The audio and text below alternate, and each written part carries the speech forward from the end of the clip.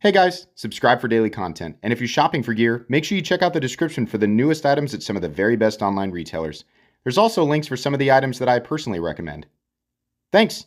What's going on YouTube? Metal Complex here, and today I've got another interesting knife review slash knife overview to share with you guys.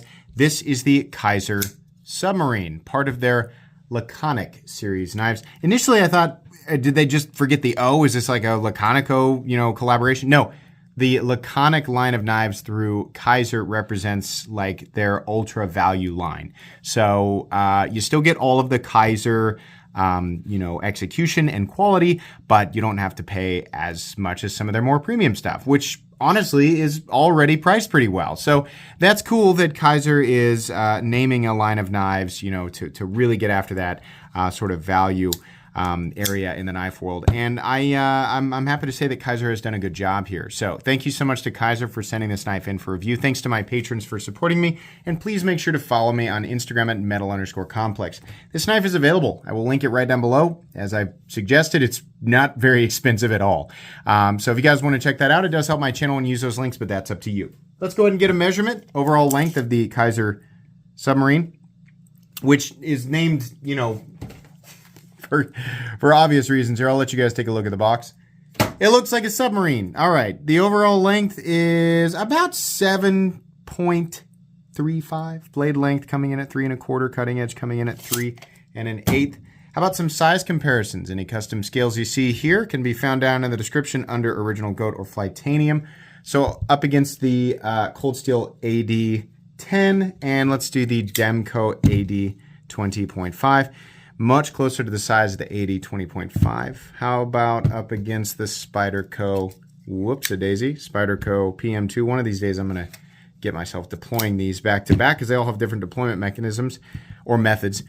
Much closer to the size of the Spyderco Para 3, for sure. And then last but not least, let's put it up against the Hogue Deca and the Benchmade Griptilian, or in this case, the Ritter Hogue. All right, how's the action? Actually, the action's very, very good. As you can see here, this is essentially fall shut. It is very clicky. It's got a nice... So this is a little bit heavier detent than I would normally expect on a budget knife. And, it sounds like I'm suggesting that all budget knives have kind of a medium light detent. And yeah, I guess I kind of am. This just feels good. It's more, I think, tuned for the flipper tab, and it just feels fantastic whether you light switch it or you push button it. But because of the positioning of that hole there, it's actually pretty comfortable to reverse flick it and just thumb flick it. It works. They've made this blade taller to sort of allow for the submarine aesthetic to come through, and then they've placed that hole higher on the blade, whereas normally the blade would be way down here, and you'd have to tuck that hole down much lower. Making it, we're just teetering on an innuendo there, aren't we? But if the hole was lower, it'd be much more difficult to get your finger in there and deploy it. Oh my God. But you get what I'm saying, right? You get what I'm saying. All right.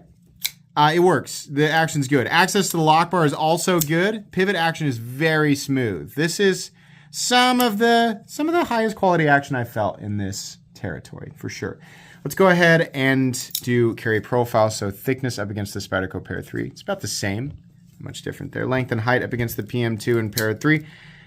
Really extremely similar to the Para 3 in the pocket. I mean, it really is just slightly shorter. Almost identical if you include the flipper tab. Overall body length is about the same. Much shorter than the Spyderco PM2 for sure. So what are we looking at for materials? We're looking at 9CR18 MOV.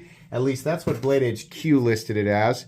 Yeah, it actually does list that right here on the box. And that's fine. 9CR18 MOV is not going to win any awards in the edge retention department, but it's plenty tough, or reasonably tough. It's stainless, and it's very easy to touch up, which I think is really important on a budget knife, right? A lot of these knives are picked up by people who plan on absolutely beating them into the earth, which means you're going to be doing a lot of resharpening anyway. It also tends to be a knife picked up by people who are new to the knife world. And when you're new, super steels are really tempting, but they're not fun to sharpen. So if you're going to learn and practice, it's better that we, have steels like this. The nice thing is that 9CR18 MOV is one of the better steels that you can get in the sub $50 territory, so I don't have a problem with that. let's go ahead and get out my tools and do a hardware check. My tools are very inexpensive and very recommendable. You can find them right down in the section of my description that talks about the tools I use on this channel. We're going to go with T8. Just guessing. And I'm right. Yep. Body screws. Kizer loves T6, and they still love T6. Really wish that we could get some T8 in there, but okay. What's interesting is that this standoff is either nested, or more than likely it's just a screw holding it underneath the frame, which is weird. You might as well go on top of the frame just so we can get it done. But you got to take these off, and then best case scenario, there's not going to be one under there. Really, it doesn't matter. That's why I'm not taking it off to check, because who cares? You just use another T6 bit. Either way, it's minimal hardware. It's either one screw on each side or two screws on each side, and they're T6. Then we have two screws for the pocket clip. We've also got a left-handed mounting position for the pocket clip. So that's great. Lefties, they care about you and acknowledge you. So awesome. As long as you have the right tools for the job, you should be good to go. Let's go ahead and weigh it. So we have G10, kind of a medium peel ply texture. And then we do have nested steel liners on both sides. These are black, so it's kind of looking like, hold on a second. Hold the phone. Let's make sure here. I actually, about to say it's black so you can't tell, and then it's so dark that I actually am now second guessing myself, and it's good that I did, because these are solid G10 on one side, and then we have the nested liner on the other. I don't really care about that at this price point. I don't think that thick of G10 really needs to be reinforced by another piece of steel, though I'm almost certain that there would be another piece of steel up here in order to, it's probably a steel washer that the bearings are running on. You would be able to tell. The bearings in here would be sort of lumping and bumping around on the G10 as they, sort of compressed it. As you're, you know what? Instead of just saying all this, I'm just going to take it apart and show you. But I am almost certain that we are going to end up looking at a steel washer riding on top of the G10, or a small steel insert in the frame that allows for the bearings to ride on top of it. What's nice here is that we do have what appears to be a captive pivot like that, because it's 2023, and if your design does not have a captive pivot and you're going to require us to use two drivers in order to take the knife apart, to put it nicely, that's extremely stupid. Don't do that. So that's great that what we've got here is not that, right? Go ahead and just take this front scale off, and then we'll take a look, because I really don't think we're going to have to take off anything else. There we go. So there's the blade, there's the bearings, and then here's this side, and what do we have underneath? There's the stop pin. A steel washer! Sometimes. Here's the reason I'll do that, guys, is because when I guess, I'm not right all the time, but every now and then you get somebody who really has, they don't know better. And they're like, well, if you don't show us, then I don't believe you, and you're not a very good reviewer. All right, fair enough, right? Because all you got to do is miss one time, and then people don't believe you. So, all right, plenty of lubricant in there. All the innuendos in this one.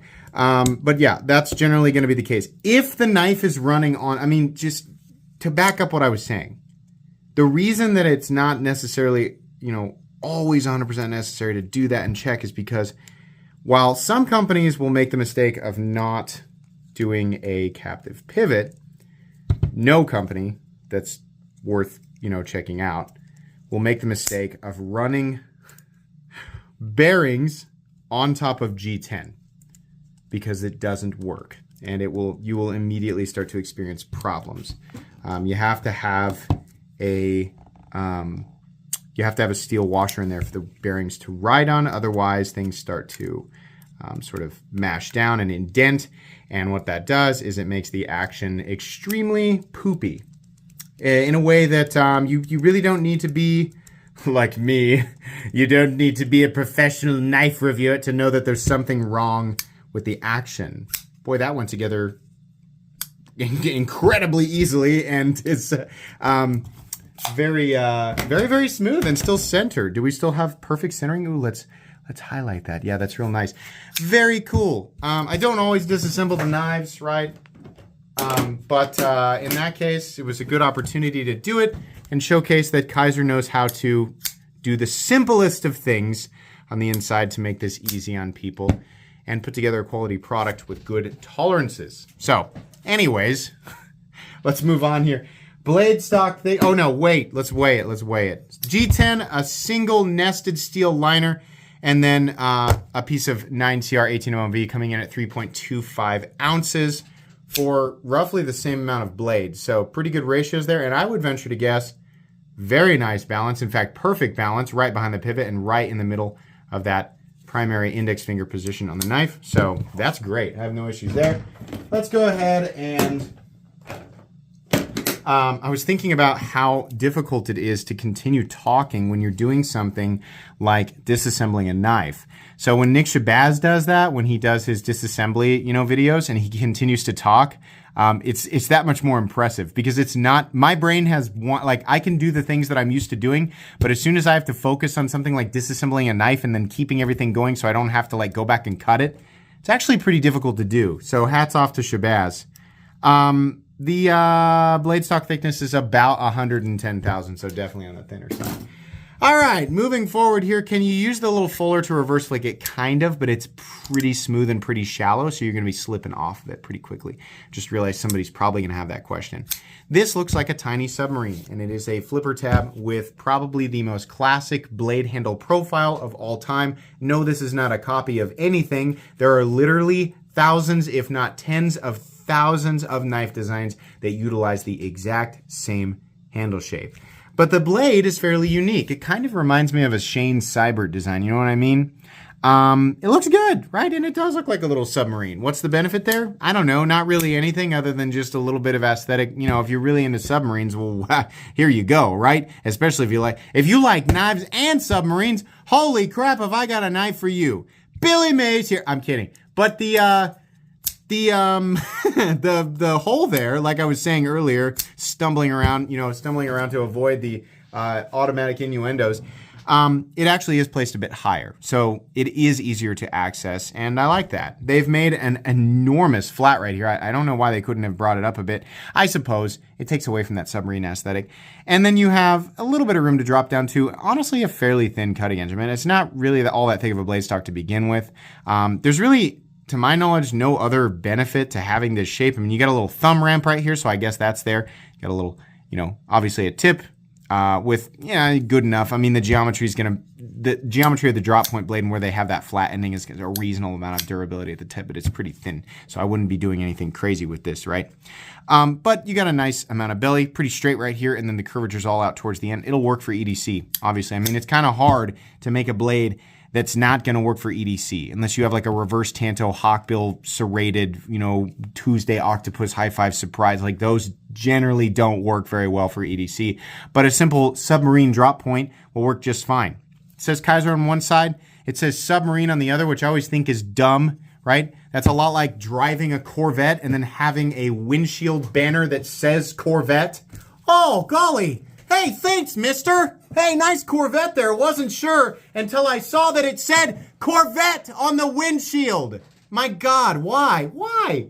Camaros, too, right? You don't see that with other brands. You don't see it with Mustang. You don't see it with, a Charger and Challenger. I mean, not nearly as often. But God, the number of times I've been driving around seeing a Corvette where it says Corvette on the windshield or Camaro on the why? It's the equivalent, you know what it is, the equivalent of you guys driving Chargers and Challengers who don't take the damn yellow things off of the little lip at the bottom. Seriously, I know there's at least one person in here who recently bought a Charger who hasn't taken the little yellow thing off of the lip. Take the little yellow thing off of the lip. It's not supposed to stay there. And you shouldn't be putting you shouldn't be putting submarine on the blade. We know. Presumably we bought it and had to find the knife with the name.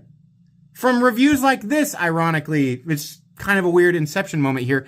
I know what it is, and I don't know why Kizer does that, but all right, it says that's kind of annoying. It's not a deal breaker, though, right?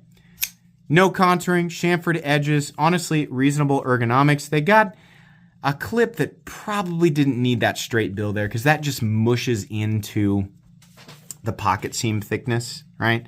So when you end at a ramp, it rises to meet the pocket, but if it ends at a straight bill, you mash it into the pocket seam. Not that big of a deal. You got to grab the pocket and say, quit screwing around there, guy. We got business to take care of, and you got to mash that knife in there, right? But with a ramped bill, it's just a one-hand experience.